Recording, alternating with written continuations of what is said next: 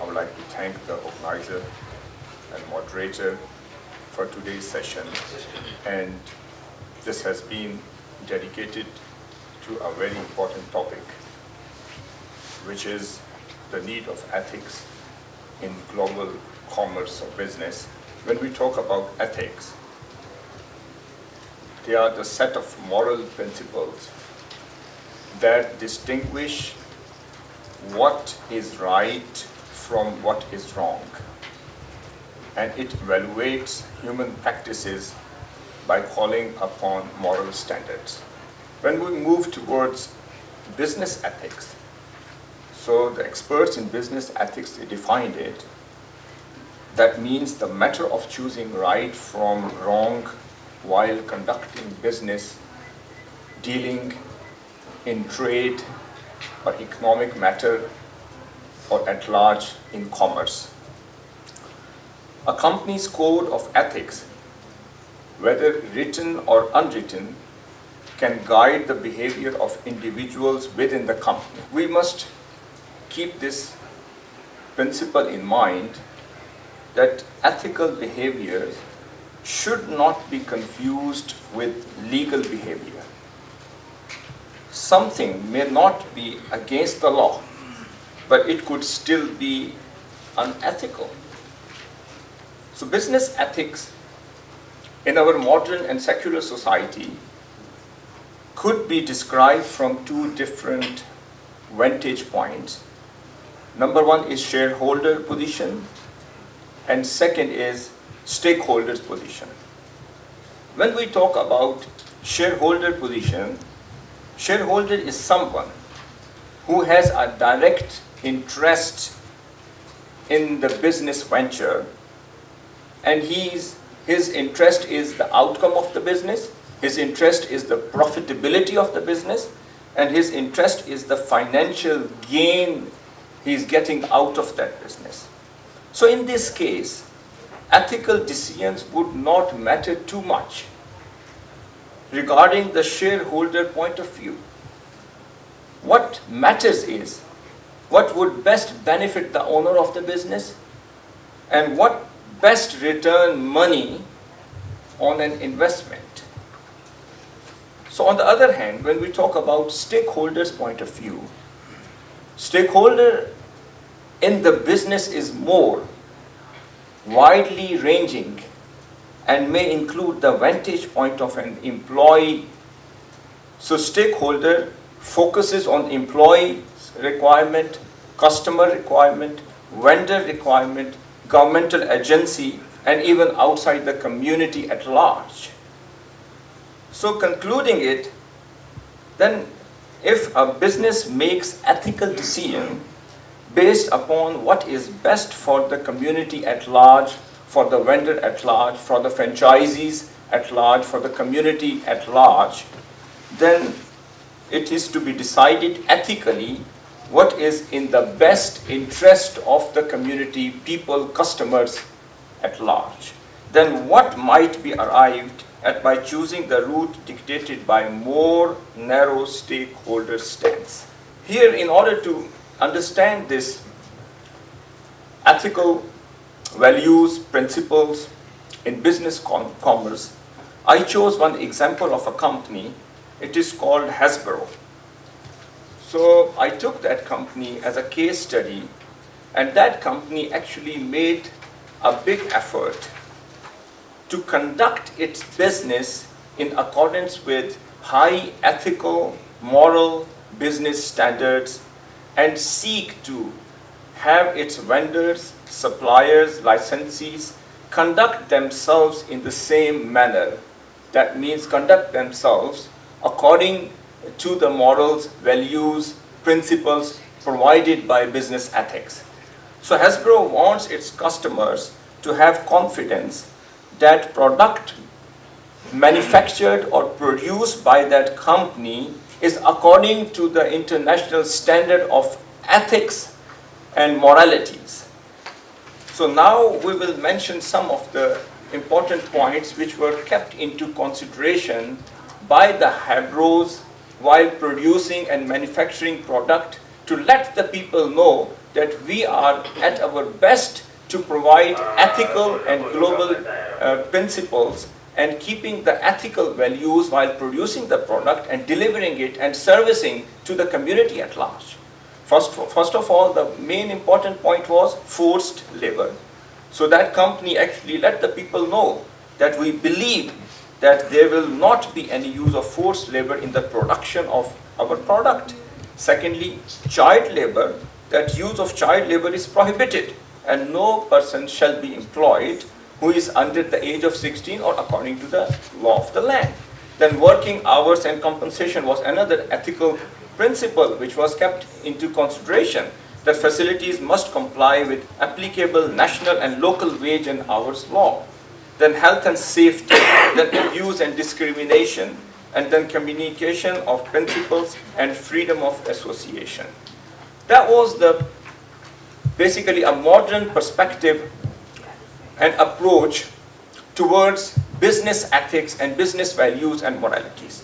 When we talk about an Islamic approach towards business ethics, we find out that Islam also distinguishes between what is good and bad, what is right and wrong, what is just and unjust, what is legal or illegal, what is legitimate or illegitimate regarding the business, regarding the services, regarding the contract, regarding any kind of business dealing, whatever the vendor is, whatever the customer is, whatever the market is, whatever the seller and buyer is, regardless to his religion, regardless to his faith, regardless to his creed, regardless to his previous belonging or culture or society.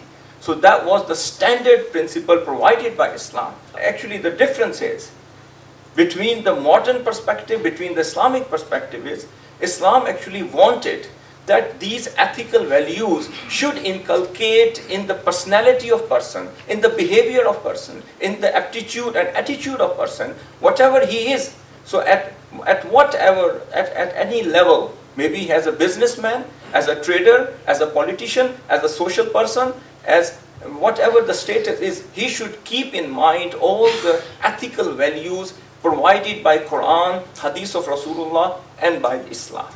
So Islamic teaching says, أعوذ بالله من الشيطان الرجيم كنتم خير أمة أخرجت للناس تأمرون بالمعروف وتنهون عن المنكر وتؤمنون بالله. This is the basic principle provided by Quran, by Allah subhanahu wa ta'ala. The Islamic teaching strongly stress the observance of ethical and moral code in human behavior, in human life, in human practices. Islam also, and Allah subhanahu wa ta'ala said, you are the best of nations that has been raised up for mankind. You enjoin right conduct and forbid evil and believe in Allah. Then we will focus on the basic tenets concerning business ethics and business transaction provided by Islam. So first of the best one is keenness to earn legitimate earning, halal earning. Allah subhanahu wa ta'ala said, وَلَا تَأْكُلُوا أَمْوَالَكُمْ بَيْنَكُمْ بِالْبَاطِلِ. Do not devour one another's property wrongfully. Then Allah subhanahu wa ta'ala said, يَا أَيُّهَا الَّذِينَ آمَنُوا لَا تَأْكُلُوا أَمْوَالَكُمْ بَيْنَكُمْ بِالْبَاطِلِ. Do not devour another's property wrongfully. So basically, Holy Prophet ﷺ was asked by one of the companions, and he was asked, Kila ya Rasulallah, ayyul kasbi atiyab. What form of gain is the best? And Holy Prophet ﷺ said, a man's work with his own hands is the best, and unless it is the best, and this is the preferred, and this is a legitimate sale. So then Holy Prophet ﷺ said, Da ma yuribuka ila ma yuribuk, legitimate and unlegitimate. He said, leave what makes you doubt for things that do not make you doubt. Then Allah subhanahu wa ta'ala, Holy Prophet ﷺ said, that time will come.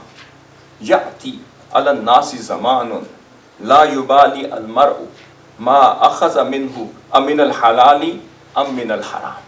Holy Prophet ﷺ said, the time will come upon the people that when one will not care as to how he gets his money, whether through legitimate means, whether through illegitimate means, through halal means, through haram means. So that would be the status of the person in today's time. which has been mentioned earlier by Rasulullah sallallahu alaihi wasallam. Second important point is trade through mutual consent.